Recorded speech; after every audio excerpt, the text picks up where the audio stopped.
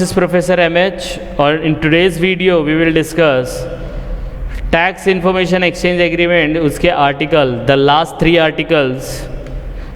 Article हम लोग ने ये आर्टिकल सीरीज स्टार्ट किया था, तो आज हम लोग देखेंगे लास्ट के 3 आर्टिकल क्या बोलते हैं। तो लास्ट वीडियो में हम लोग ने देखा था कि ये एग्रीमेंट क्यों बनाया जाता है और ये कैसे DTA से डिफरेंट होता है, उसके बारे में था।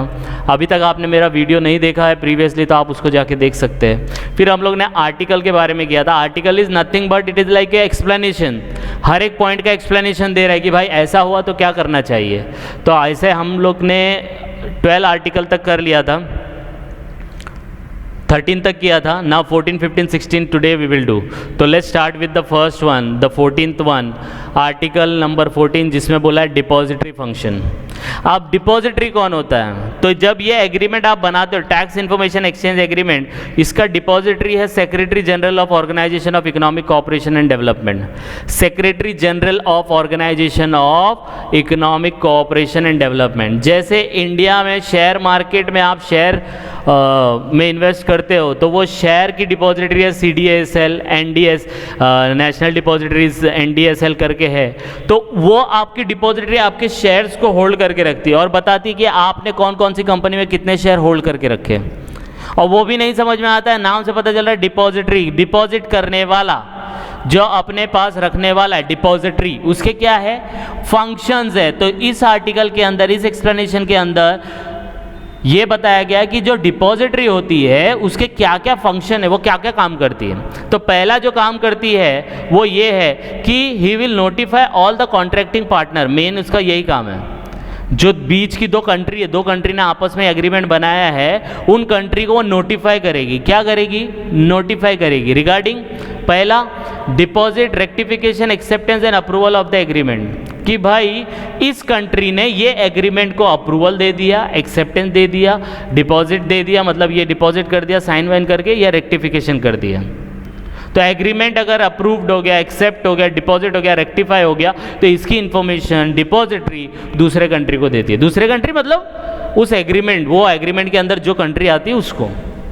उसके अंदर फिर बोलेगा date of entry in force of agreement, ये भी मेंशन करेगा कि ये एग्रीमेंट का force of entry in force कब होगा, कब से होगा लागू, 1 तारीख से होगा, 10 तारीख से होगा, 20 तारीख से होगा, वो एंट्री इन फोर्स का डेट मेंशन करेगा।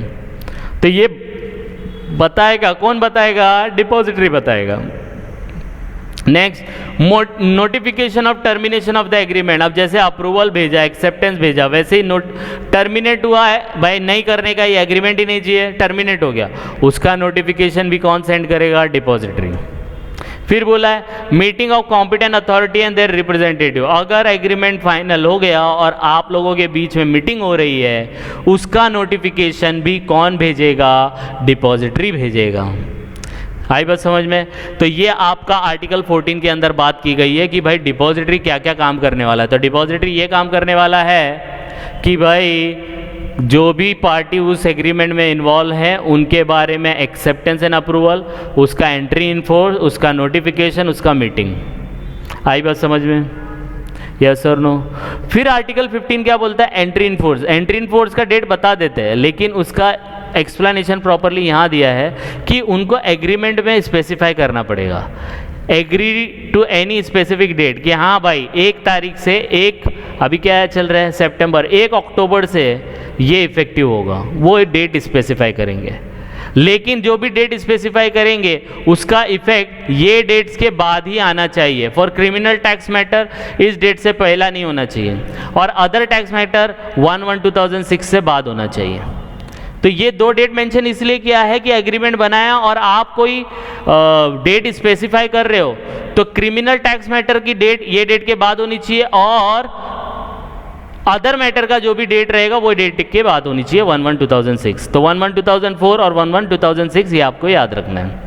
तो 14 में डिपॉजिटरी का फंक्शन बताया गया है। 15 में कब से वो एंट्री इन फोर्स होगा, वो स्पेसिफिक डेट, और कब से बाद में होगा क्रिमिनल मैटर और अदर मैटर में, वो मेंशन किया है। और लास्ट वन टर्मिनेशन, कि एग्रीमेंट अगर टर्मिनेट हो जाता है तो any country can terminate the order by giving notice. Notice देना पड़ेगा, आप ऐसे ही टर्मिनेट नहीं करोगे, एग्रीमेंट किया है तो नोटिस दो। कैसे दो? या तो through diplomatic channel by letter and send a copy to depository. Depository को इसका कॉपी भेज देना, जब भी तो वो बताएगा ना कि भाई ये रेक्टिफिकेशन हुआ है, एक्सेप्टेंस हुआ, अप्रूवल हुआ है या टर्मिनेट हुआ है। तो टर्मिनेट हुआ तो उसका नोटिस या तो आप डिप्लोमेटिक चैनल के थ्रू दे सकते हैं या लेटर राइटिंग करके ईमेल कर सकते हैं और उसका कॉपी एक डिपॉजिटरी को आपको भेजना पड़ेगा। Last one, effective date of termination. Termination का डेट इफेक्टिव कब होगा? तो first day of the month after 6 months from the date of receipt of notification by depository.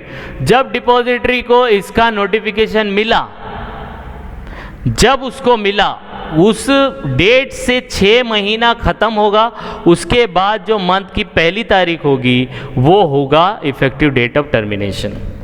क्योंकि कभी कभी क्या होता है, जल्दबाजी में आप भेज देते हो भाई नहीं करना है एग्रीमेंट, लेकिन बाद में कुछ हो जाता है, प्रॉब्लम बाद में सॉर्ट आउट हो जाता है, इसीलिए उन्होंने 6 मंथ का टाइम दिया। तो आफ्टर 6 month जब मिला उसके 6 महीना वेट करो और 6 महीने के बाद नेक्स्ट मंथ की 1 तारीख को उसका इफेक्टिव डेट हो जाएगा। आई बात समझ में?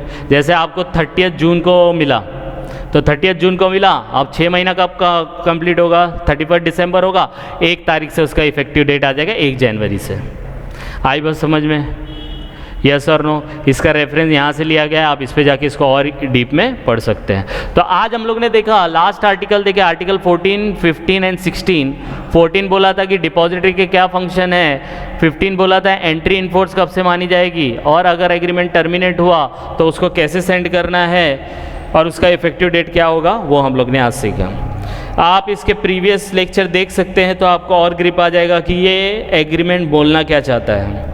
और आपसे एक ही रिक्वेस्ट है कि प्लीज़ सजेस्ट करो जिससे हम लोग अपनी आने वाली वीडियो को और इम्प्रूव कर सके। तो by the time just go through it, कुछ डाउट आएगा तो please comment and please like and subscribe for more videos. Thank you.